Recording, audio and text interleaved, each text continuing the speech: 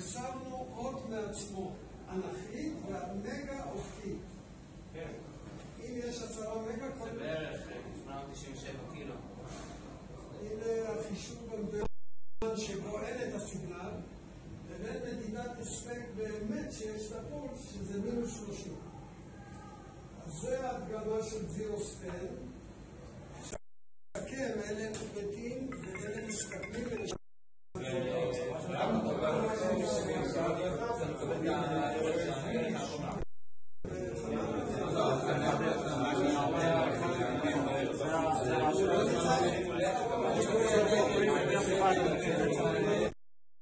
והוא יגיד גם היום בחדר שמונה דיבר זה בסדר או לא מה לעשות, וגם בחוץ לקראת משה